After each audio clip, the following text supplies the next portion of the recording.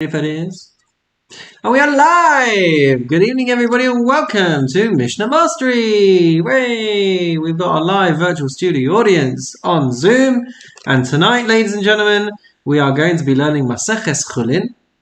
And we're going to be hopefully covering chapters 8 and chapter 9. Perek Ches and Perek Tes. So we're going to get that up on the screen. Give me a thumbs up if you can see that, guys.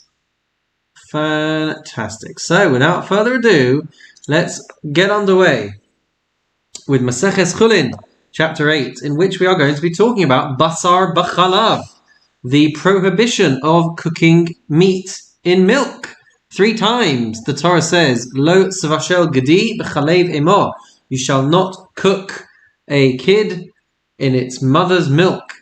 And we learn all kinds of things from the fact that the Torah mentioned this 3 times, but we're going to be taking a very superficial look through the Mishnayos, and you may think of many questions vis-a-vis practical applications and practical halakha, but rest assured that is all covered in great depth in the Gemara and all of the commentaries and all of the latter day halachic poskim.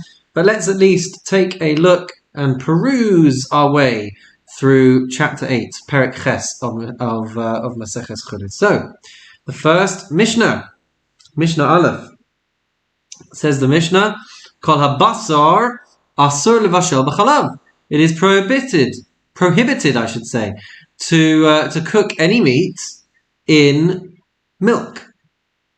Says the Mishnah, Chutz mibasar dagim v'chagavim, except for fish and grasshoppers. Their halachic status is not of meat.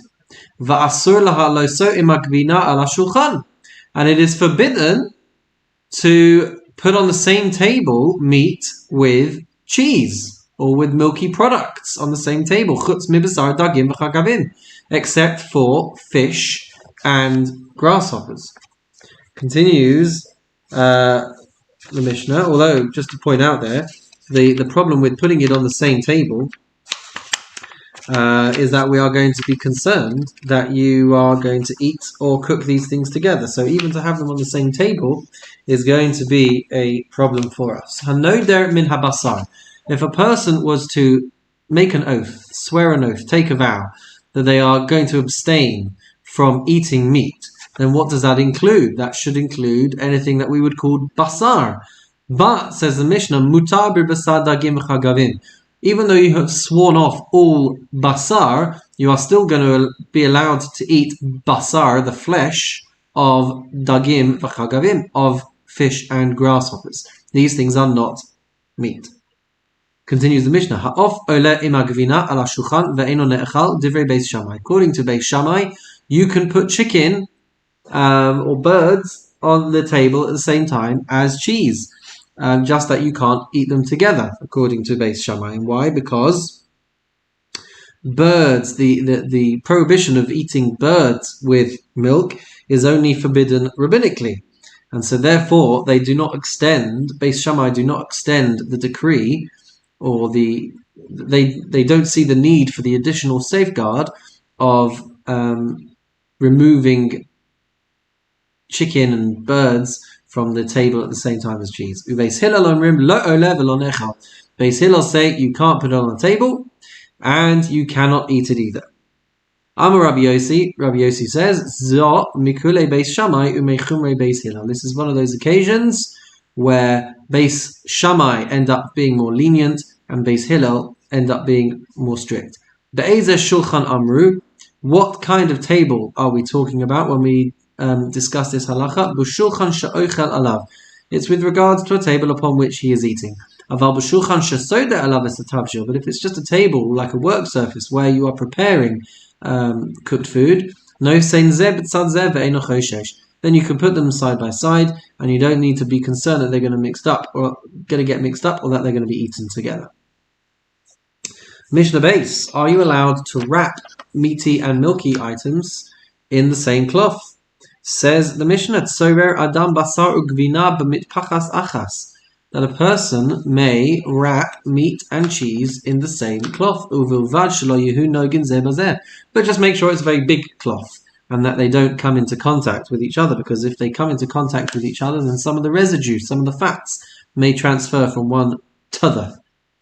Rabban Shimon ben Gamliel says, Shnei achsanayin oichlin al shulchan echad. Two guests who are unacquainted may eat at the same table. Zeh basar v'zeh gvina, where one is eating meat and one is eating milk, because they don't really know each other. V'ein choshishim, we're not really concerned that they're going to end up sharing their food. But if they were acquainted, then the implication of this Mishnah would be that you can't eat separate meals, one meaty, one milky, at the same table. Of course, with when it comes to the practical halachas, there are ways of solving this problem, but interesting nonetheless to see the starting point of the Mishnah and therefore the starting point of the Sugya. Good evening, Mr. Waxman. Lovely to see you on board. I hope you're all caught up. Don't know how much you missed. Lovely to see you. Mishnah Gimel. Tipat chalav shenafla ala chaticha. If you have a situation where a drop of milk has fallen onto a piece of meat. So the Mishnah says, Im yesh ba no same ta'am ba'osa chasicha asur. If that milk has now imparted flavor onto the piece of meat, which the threshold we traditionally understand to be in a proportion of, or in a ratio of 1 to 60. So if this drop of milk has imparted flavor onto the meat, then the Mishnah says, asur. Then it's going to be forbidden. Nier esakadeira. Says the Mishnah that if you stir the pot, im yesh ba b'nosein ta'am ba'osa kadeira asur. If so, you've got this pot of meaty dish. A drop of milk has fallen onto the piece of meat. So the implication in the first instance of the Mishnah is you can take the piece out, and the rest of the pot is going to be permitted still. However, if you now stir the contents of the pot such that that piece of meat becomes mixed in with the rest of the dish, so if the amount of milk that has fallen in is enough to impart flavor, if it's more than a 60th of the total mixture, then asur, you've now forbidden the entire pot, whereas beforehand maybe you'd have just been able to take out the meat and fix the situation. Says the Mishnah, hakchal, when it comes to an udder of a cow. So if you want to be able to eat the udder of a slaughtered animal, which of course the udder is technically meat, and the milk is absorbed within inside the udder, so technically there's no problem with this, but rabbinically you have to remove the milk as well. So when it comes to the kchal, when it comes to the udder, koro or motzi es chalavo, Mishnah says you have to tear it open and remove the milk, and only then will it be permitted to cook it and to eat it. Lokra'o eino over alav. If he did not tear the udder before cooking it, so he doesn't violate the biblical prohibition of basar b'chalav, and he will not receive lashes if he was to go ahead and still cook this and eat this. When it comes to the heart, halev, so over here we're not talking about meat and milk, but we are talking about blood. So what about the heart? Says the Mishnah, halev karo or motzi es damo, that if you want to be able to cook up the heart and eat the heart of a slaughtered animal, then you have to tear it and remove the blood. Lo kra'o eino over alav. If you did not tear the heart, then you do not violate the biblical prohibition of consuming blood.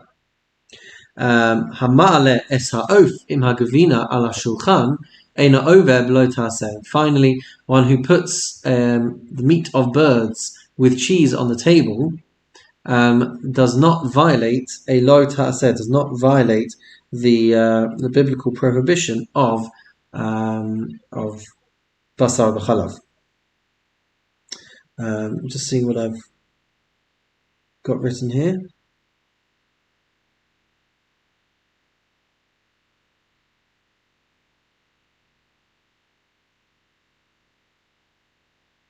One moment. Okay. Mishnah Dalet. Always, as always, feel free to chime in with comments and questions as we go through this. Mishnah Dalet. Which animals are we talking about, and which milk are we talking about? So says the Mishnah, Basar behema tahora, b'chalev behema tahora. If you have got the meat of a kosher domesticated animal in the milk of a kosher domesticated animal, asur levashel va'asur b'hana'ah. It is forbidden to cook this up, and it is forbidden to derive any benefit from it as well. Basar behema tahora b'chalev behema tmeya. If it is meat of a kosher animal, b'chalev behema tmeya, in the milk of a non-kosher animal, or basar behema tmeya, or a non-kosher animal b'chalev behema tahora, in the milk of a kosher animal, mutar levashel umutar b'hana'ah. It is permitted to cook them up. You're not going to be violating the biblical prohibition of cooking an animal in its mother's milk, because one of these animals is not kosher. Umutar b'hana'ah, and it's going to be permitted for benefit as well. So you can't eat it, obviously, but it's going to be permitted to, for example, sell it on and enjoy the proceeds of the sale, and that's called deriving benefit from the mixture, but you wouldn't be allowed to eat it. Rabbi Akiva says, Chai va'of eina min haTorah. Rabbi Akiva says that an undomesticated animal or a bird are not included in the biblical prohibition. Shneimar lo yisvashel gedi b'chalev imo, because the verse says that you should not cook a kid in its mother's milk, and it says it shlosh pa'amim. It says this commandment 3 times in the Torah. Parat l'chaya v'la'of v'libhema tmeya.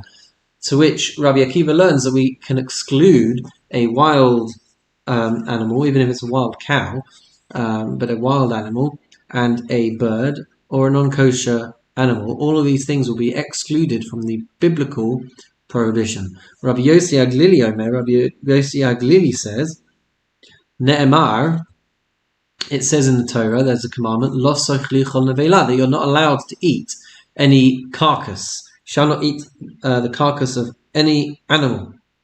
And so anything that is forbidden as a carcass is going to be forbidden to cook in milk, whether it's domesticated or undomesticated. But that's going to exclude birds, because the mother bird doesn't have milk, so it's never going to interact in that way. So, you're not allowed to eat any carcasses, and it also says in the Torah, you're not allowed to boil a kid in its mother's milk. So Rabbi Yossi Aglili learns that anything that you are not allowed, anything that is forbidden because it's a carcass, is going to be forbidden as well for cooking in its mother's milk. Oaf, with regards to a bird, which is forbidden for consuming as a carcass, so then we would think, therefore, that the same applies to cooking it in milk. Talmud lomar b'chalev imo. So that's why Rabbi Yossi Aglili says, well, no, because the verse says that you're not allowed to cook it in its mother's milk. So yatsa oaf, this will exclude a bird she'ein lo chalev ein, because a bird's mother bird, does not have milk. So therefore, says Rabbi Yossi Aglili, you're never going to biblically violate the prohibition if by cooking chicken or birds in milk. But obviously, still forbidden rabbinically. Mishnah Hay. Which the halacha goes by, Rabbi Akiva or Rabbi Gamliel? Do you know which we follow? I think the reason being is because my understanding has always been that as a Jew, we couldn't own and run a non-kosher restaurant. Mm-hmm. You can't benefit from it. Oh, so you're talking about that earlier halacha. According to Rabbi Akiva, you could do it. Oh, I see what you mean. So the note in the Bartanura ends off v'halacha k'Rabbi Akiva, The halacha is like Rabbi Akiva. But as I said, we have to go much deeper and see what everything says. And I haven't gone through the Bartanura in depth to know what all of the permutations are. But yeah, thank you for asking nonetheless. Mishnah Hey. Mishnah Hey.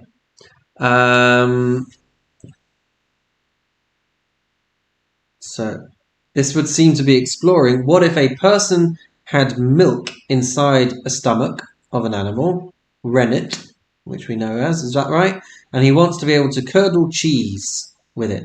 I believe that's what we're tackling in this one. Says the Mishnah in Mishnah Hey, Kevas Nochri V'Shel Nevela. So the congealed milk, is that right that it's called rennet? Does that sound right to you? So the congealed milk in the stomach of an animal belonging to a non-Jew, or which is inside a carcass, Harezah Asura, it is going to be forbidden. Hama'amid Ba'or Shel Keva Keshera, one who is curdling milk, Ba'or Shel Keva, by using the skin of the stomach of a kosher animal, Keshera. No, Shel Keva Keshera. Let's try that one again. That makes more sense. One who is curdling milk in the skin of a kosher stomach, Im yesh b'no tam, that would make sense now. If it is imparting flavor, Harezah Asura, then it is going to be prohibited to consume that cheese. Keshera shiyanka min hatrefa. If you have got a kosher animal which is nursing from a trefa, from an animal which is treif, it's got a fatal wound, kevasa asura, then the milk in its stomach is going to be prohibited, as is the milk from the trefa animal. Trefa shiyanka min hakeshera, if the trefa animal is nursing from a kosher animal, kevasa muteres, then the contents of the stomach are going to be permitted, mipnei shekanus b'meyeha, because the milk is inside the animal, it's in the innards of the animal, and not an integral part of the body. And so therefore, we look where the milk is coming from, and since the milk in this instance is coming from a kosher animal, that's how we rule in this instance. So the conclusion is that it's going to depend where it comes from. And finally, for Perek Ches tonight, Mishnah Vav, summing up various halachot. Chome b'chelev mibada. Am I in the right place? There are stringencies with regards to the laws regarding milk. You can have an instance where it is stricter than the laws regarding blood, and vice versa. And you can have instances where you are more stringent in the halacha with regards to blood than you are with regards to milk. Says the Mishnah, what are the instances where you would be more... fat, not milk. There are instances where we're more stringent with fat than with blood, and more stringent with blood than by fat. We're more strict with regards to the prohibition of chelev, of forbidden fats. When it comes to fats, they are capable of generating a chiyuv me'ilah, meaning that if you were to misappropriate temple fats, then you violate the prohibition of me'ilah, and there will be a penalty for having done so. Halacha number 2, v'chayavin alav mishum pigul, and you can generate a liability for making this fat pigul. You could violate the prohibition of pigul with fats, but you wouldn't be able to do that with blood.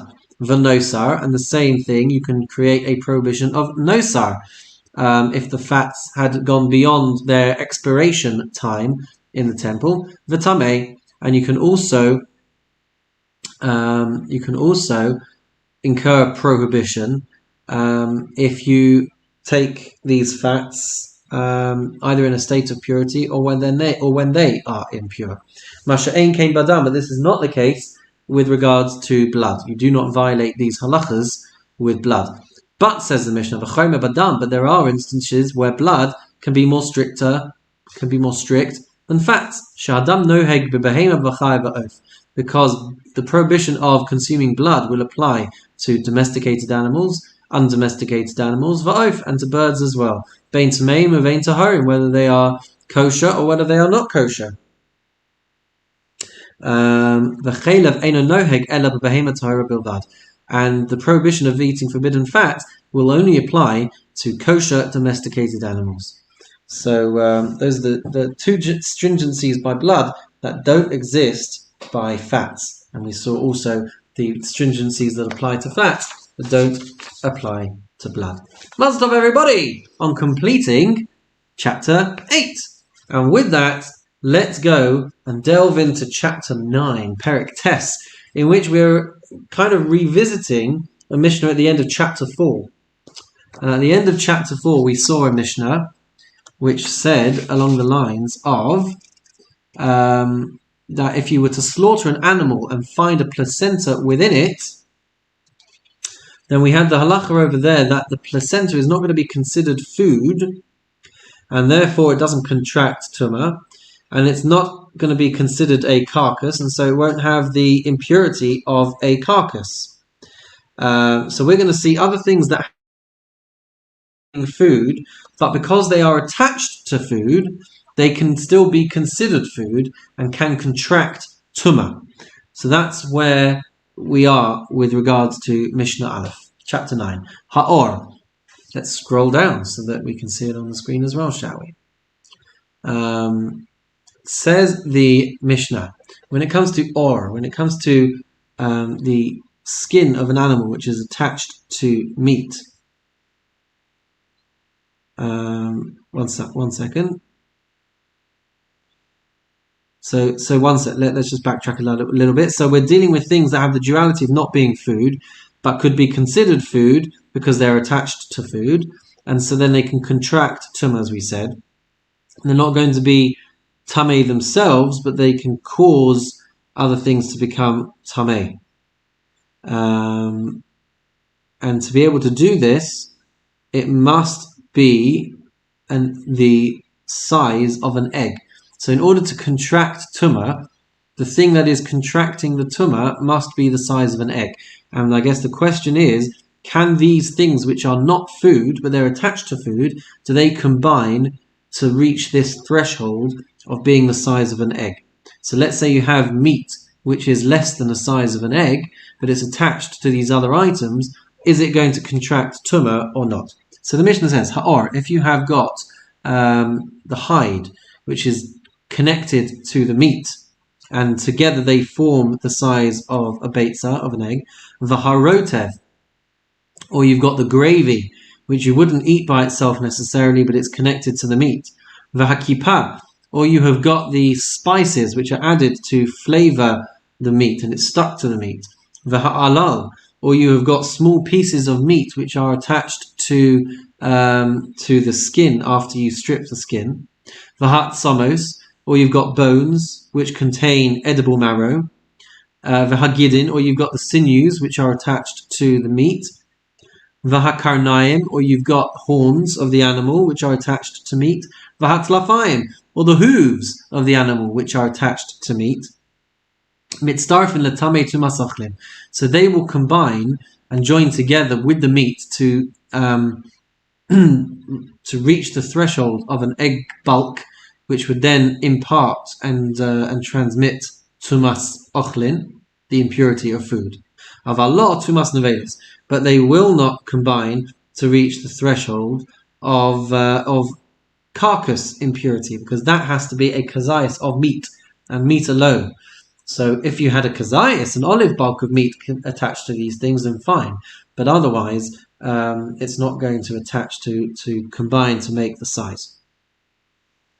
Continues the Mishnah, Kayotze ba, in a similar vein, no pun intended. Hashochet behema tmea lenachri umefar keses.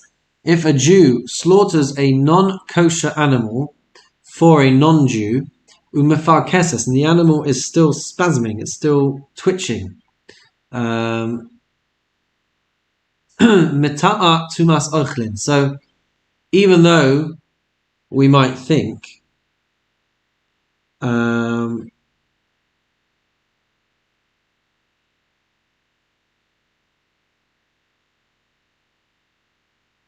right, so what's the story over here? Metama tumas ochlin. So it's going to impart. It's going to impart the tumah of food, because once the Jew has slaughtered it, if it was a kosher animal and the Jew slaughters it, then from the very moment that it is slaughtered, it is considered dead and fit for usage now, even if the animal might still be moving. But for a non-Jew, they're not going to be able to eat it until it's completely biologically dead, because otherwise they could be eating a limb off a live animal. And so that's why you can have this interesting halacha where metama tumas ochlin, it could be contracting tumah as food, because it is now, if it was a kosher animal, it would be ready to eat for Jews. Avalot tumas nevelos, but it is not going to contract tumah as a carcass ad shetamus or ad sheyatizes rosha, until it is completely lifeless, or until the head has been severed. So you end up with this dichotomy of how it could, on the one hand, be shechted, but not yet completely physiologically deceased by the standards of a non-Jew.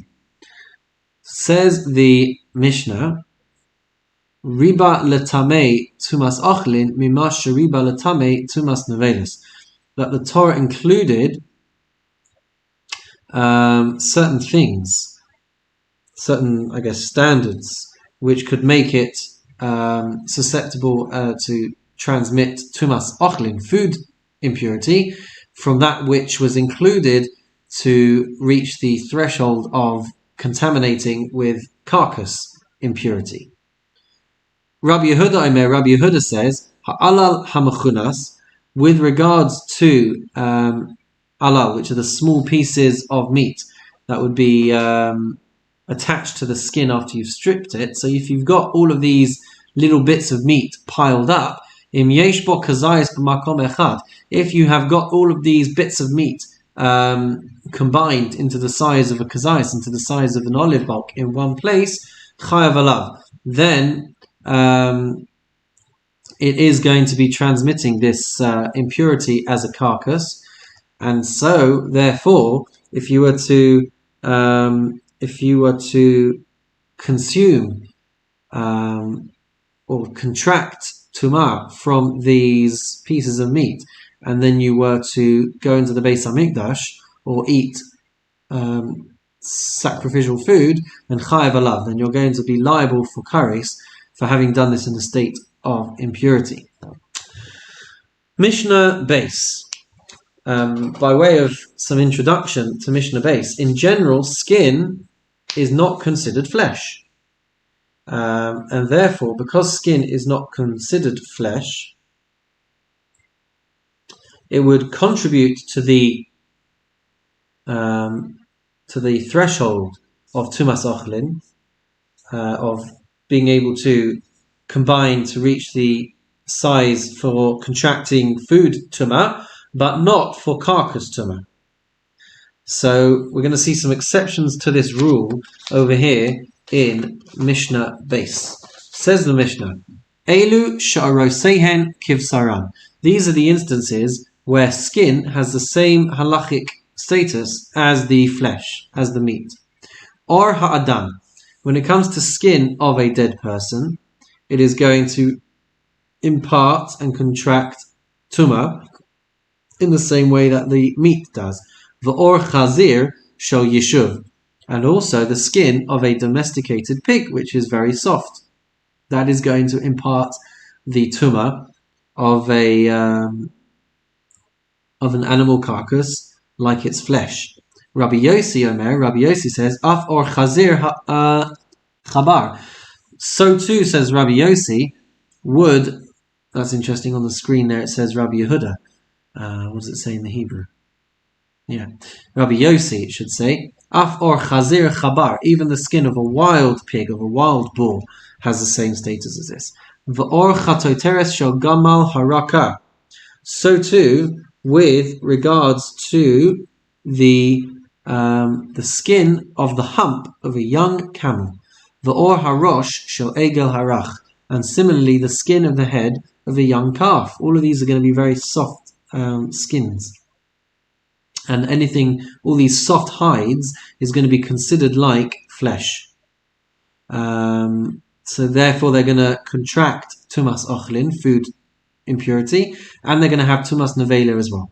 V'or ha-process, the skin or the hide of the hooves, or base ha-boshes, the skin of the womb, v'or ha-shlil, and the skin of an animal fetus, v'or shetachas aliyah, and the skin that is underneath the tail of, it says there on the screen, of a ewe, v'or ha'anaka, and also when it comes to the shmona shratzim, the 8 not creepy crawlies, but the 8 gross species of animal, which the Torah mentions in Parashas Shmini, that they give off tumah from their flesh. So these are all listed here. Or ha'anaka, which the Mishnah translates as the gecko, v'hakoach, and the desert monitor, as it says on the screen there, whatever that means, v'hal ta'ah, and a lizard, v'hachomet, and what did it say there? And the skink. So these are 4 of the 8 creeping animals that will impart ritual impurity after their death. Rabbi Yehuda says that hal ta'ah kachulda, that the halachic status of the skin of the lizard is going to be like the skin of a weasel, meaning that it's not like its flesh. The Chullin she'ibdam, but with regards to all of these skins, if they have been worked and processed, if they have been tanned, then they're not going to be considered flesh anymore.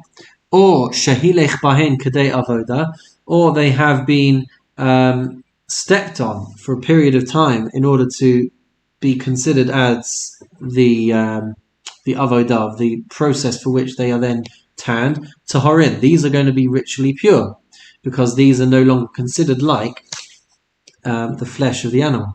Chutz me'or ha'adam, except for human skin, because the rabbis didn't want us doing anything with human skin, and so that's always going to have the status of flesh.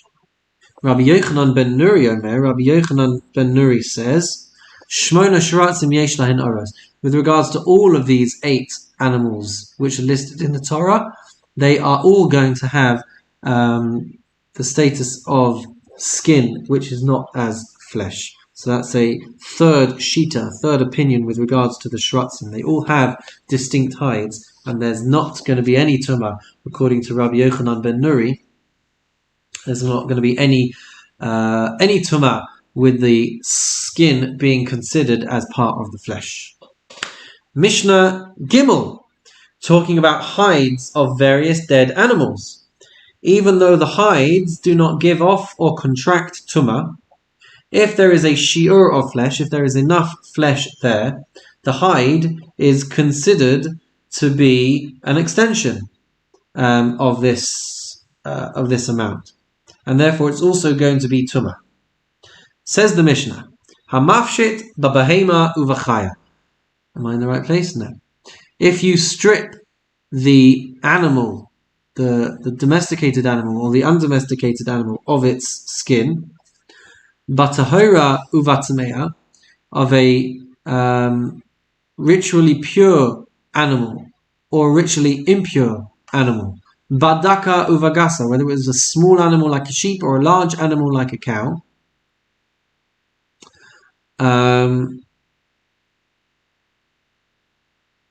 So the Mishnah is saying on the screen there, so even after stripping the animal's hide, if it's still partly attached to the flesh, then it is going to be considered like the flesh in some circumstances. What are these circumstances?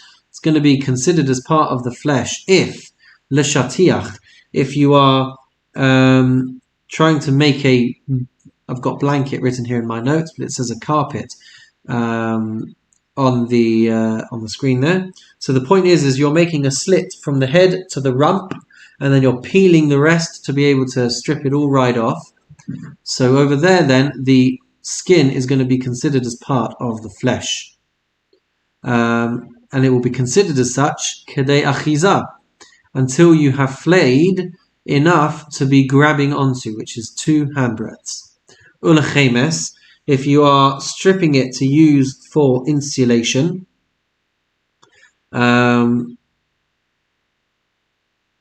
so one second, going back to Kedei Achiza, that you're cutting enough so that it's loose enough to hold in 2 hands, at which point it will no longer contract tuma, but because it is not considered an extension of the flesh. Oh, that all makes sense now. Well done, Rabbi Nick. Or you're stripping it to use as insulation.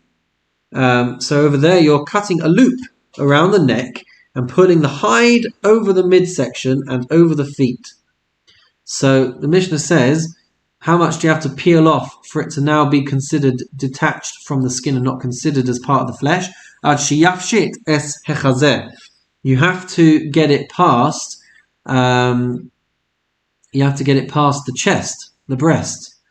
Once you've got it past the breast, then it all loosens up. Until that point, it's very taut and tight and considered as part of the flesh. Hamargil, if you are peeling it the other way around, from the legs to the neck, so it's going to be very taut all the way to the top. So kulo chibur latuma litame ulitame. So it's all going to be considered. It's going to be considered attached until you take it off entirely, and it's going to be considered as connected to the flesh. And so its halachic status is going to be considered as flesh rather than as skin, and it's going to have that status of flesh with regards to litame, to becoming tamei, ulutame, and to transmitting tuma to other things. So it can become tamei, and it can cause other things to become tamei until you've stripped it entirely. Or sha'alat savar, with regards to the hide over the neck, Rabbi Yochanan ben Nuri omer eino chibur. So Rabbi Yochanan ben Nuri says it's not considered connected anymore. So once you get it past the midsection and you're onto the neck, so Rabbi Yochanan ben Nuri says it's no longer considered attached. The Chachamim say it is considered attached until you've removed the whole of the animal's skin, of its hide in its entirety, because it's been so taut and so attached. So until you've got it off completely, the Chachamim say that it is going to be considered like the flesh and not like the skin. Mishnah Daled! The differences between the tumas nevela, the carcass impurity of animals, and of creepy crawlies. So with animals, they can contract tuma whether they are being carried or whether they are touching something. With regards to shratzim, it's a much smaller shiur. It has to be ka'adasha, the size of a lentil, to transmit, but it's only by touching. So the Mishnah says in Mishnah Dalet, scrolling down the page, or sheyesh alav kazayis basar.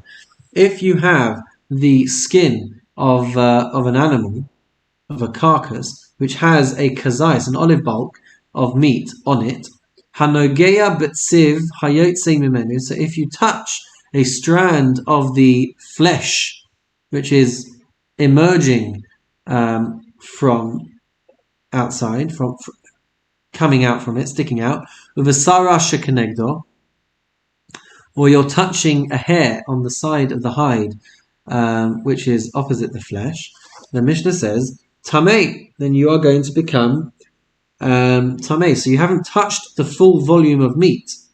You've touched a strand of meat, or you've touched a strand of hair from the hide that goes through the meat. So you're going to become tamei. Hayu alav kishnei chatzai zaysim. If you have 2 half olive bulbs, metame b'masa v'lo b'maga. So it's going to transmit tumah if it was to be carried, v'lo b'maga, but not just by coming into contact with it. Divrei Rabbi Yishmael. That is the opinion of Rabbi Yishmael. And the reason for that is because if you've carried it, then you've carried a kazayas. But if you've just touched it, then you've only touched half of kazayas. So according to Rabbi Yishmael, you can contract tumah for carrying it, but you won't contract tumah for having just touched it. Rabbi Akiva Omer, lo v'maga v'lo b'masa.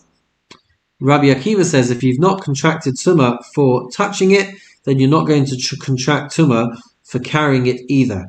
And that's because each piece is a half kazayas, and it's attached to the hide, and the hide itself doesn't usually contract, and so there's not going to be a consideration of it being one combined size. Umoda Rabbi Akiva, however, Rabbi Akiva would agree that if you've got 2 half olive bulbs, that the 2 half pieces of meat separated by skin, but because they are now pierced together, they are now skewered with a kesam, with a toothpick, or with a piece of wood. So now these 2 things are stuck together, v'hesitan, and they get moved on account of you accidentally bumping into them or whatever. Then shehu tamei, then they are going to contract tumah, and that's because they are now considered as one attached unit. So why does Rabbi Akiva say that if they're not stuck together, if they're not skewered together, then why does Rabbi Akiva say that they are going to be pure just on account of them being connected to this skin? So the pieces of meat are not connected to each other, but they're both connected to the skin. And over there, Rabbi Akiva said there's not going to be transmission of tumah by touching or by carrying. Why does he say this? Because the hide is stuck between them, and it's a thick piece of hide there, which creates a separation between the 2 pieces of meat, and it doesn't cause them to be combined. But when they're pierced together, when they're skewered together, that's when Rabbi Akiva says they are going to be considered as combined. Mishnah Hey, occasions when bones do or do not have tumah. So fundamentally, bones of humans give off tumah in a very small size, the size of a barley bean. Bones of animals do not give off tumah. Only the flesh of the animals give off tumah. So the Mishnah says in Mishnah Hey, kulis, with regards to kulis hames, which says here a thigh bone. Why does it say thigh bone? Because it's a bone that has got marrow in it. That's the point. So you've got a bone that's got marrow in it, like the thigh bone, and it's the bone of a human corpse. V'kulis hamikdashim, and you've got the thigh bone of a sacrificial animal. Hanogeya bahen. If you touch these bones, bein satumim bein nekuvim, whether these bones are sealed and the marrow is not visible, and you can't access the marrow, or whether they are whether they are perforated and there is access to the marrow, says the Mishnah Tameh. If you touch them, you are going to become ritually impure. And the reason for that is because if you've got a piece of bone the size of a barley grain, then it's going to transmit tumah. Kulis nevela v'kulis hasheretz, with regards to marrow bone of a carcass and the marrow bone of a sheretz, of a creeping animal. Hanogea behen sesumim tahorim. If you touch them when they are sealed and you can't access the marrow, then tahorim, they are going to be ritually pure. Nekuvim kolshehu, but if they are pierced or perforated in any way, shape, or form of any size, metame b'maga, then they are going to transmit impurity if you touch them. Minayin she'af b'masa, from where do we know that they would even impart tumah if you were to carry them? Talmud Loma, it says in the pasuk, hanogea v'hanose. It compares and they are in proximity to each other in the pasuk, so that the halacha is going to apply in both instances. Es sheba lichlal maga ba lichlal masa. So we learn out from here the fact that the verse says hanogea, one who touches the carcass shall be impure, and one who carries the carcass shall be impure. So the Mishnah says es sheba lichlal maga, that which enters the category of tumah via contact, ba lichlal masa, is also going to enter into the category of tumah via carrying. Lo ba lichlal maga, if something doesn't enter into the category of tumah via contact, lo ba lichlal masa, then it's not going to enter the category of impurity via carrying either. Mishnah Vav. So there are certain shratzim, certain of these 8 crawling creatures that the Torah lists. Some of them lay eggs. So the question is, what if an egg has developed? What if an egg has a developed sheretz inside?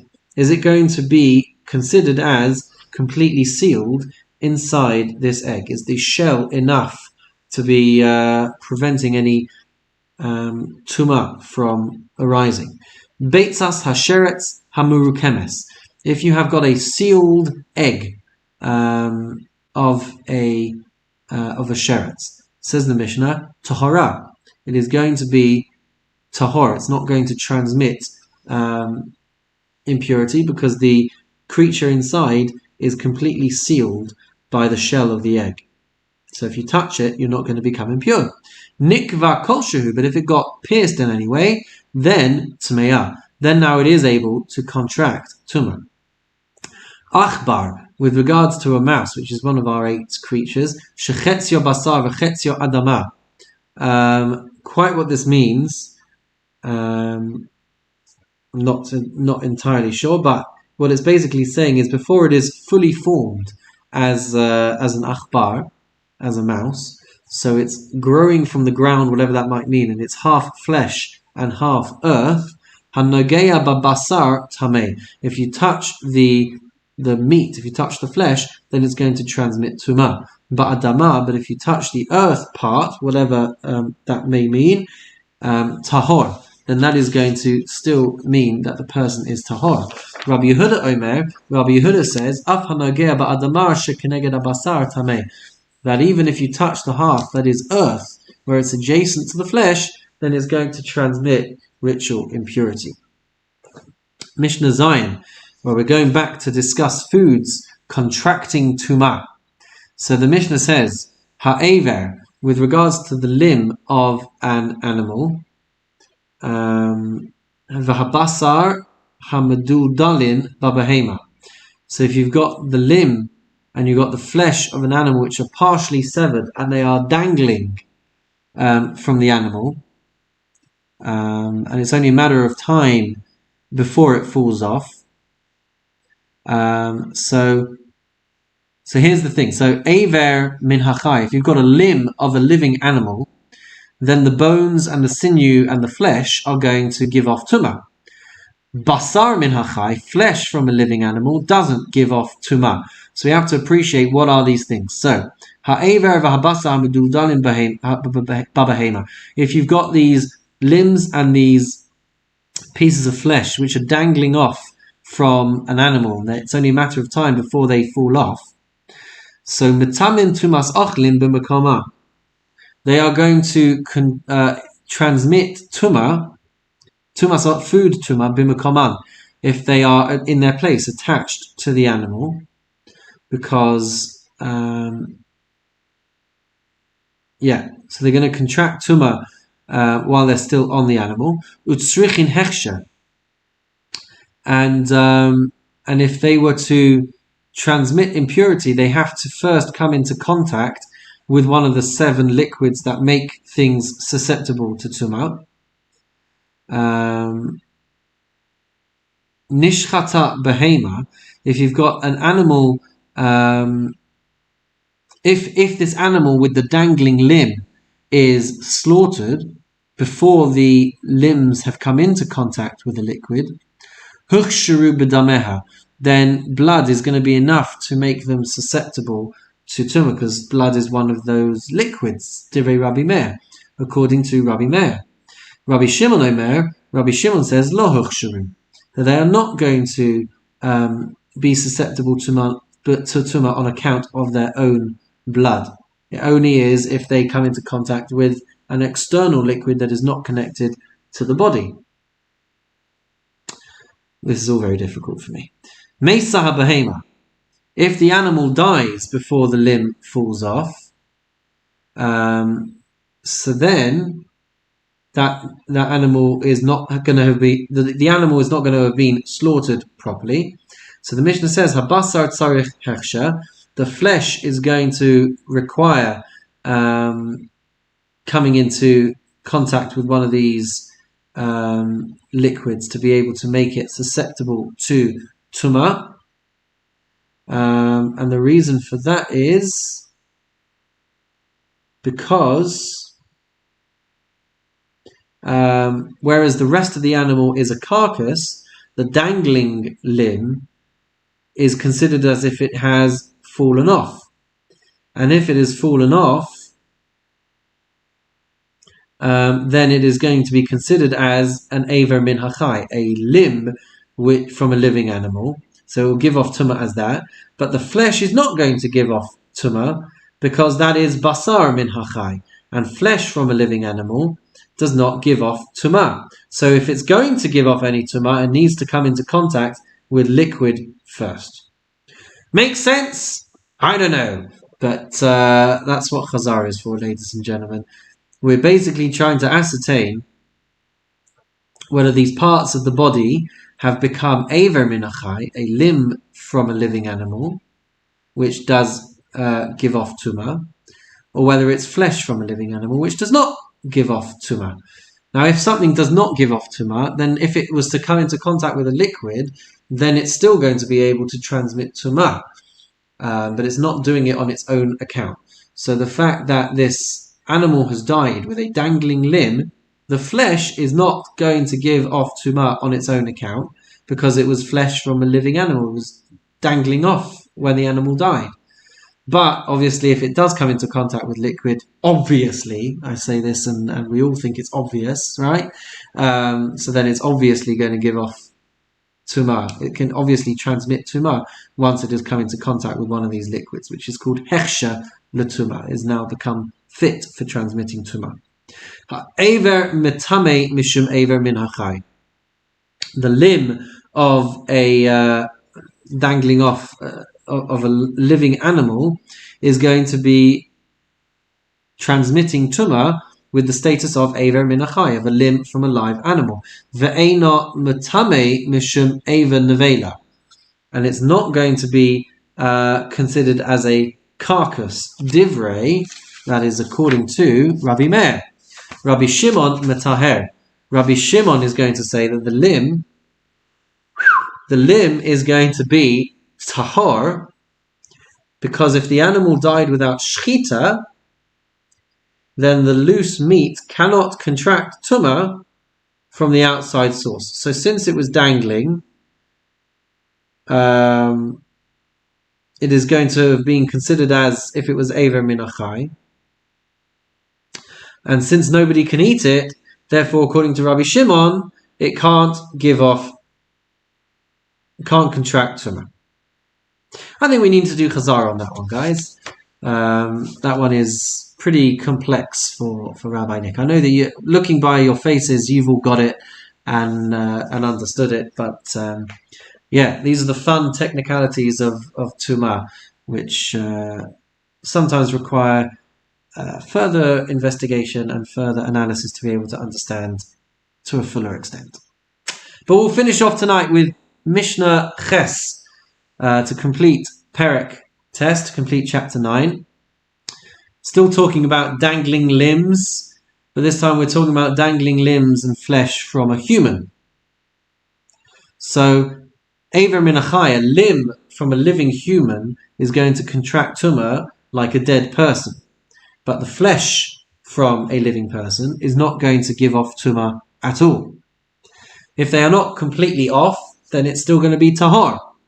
So here we go with the final Mishnah for Perek Tes of Maseches Chullin. Ha'ever va'basar ha'meduldalim ba'adam. If you've got the limb and the flesh which are dangling off a person, tahorin. They are going to be pure, tahor, because they are not completely detached from the person. Meis ha'adam, if that person now dies, ha'basar tahor, then the flesh is going to be tahor, because it is considered as basar min hachai, flesh from a living person, which does not transmit tumah. Ha'ever matame mishum ever min hachai. The limb is going to transmit tumah because it is a limb from a living person. Ve'eno matame mishum ever min hames. But it is not going to transmit tumah as a limb from a corpse, divrei Rabbi Meir. This is the opinion of Rabbi Meir. Rabbi Shimon metaher. Rabbi Shimon is going to deem the flesh and the limb ritually pure.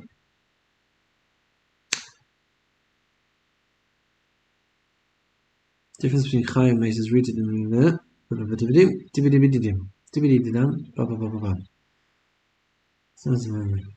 oh, this is very, very difficult. Very, very technical.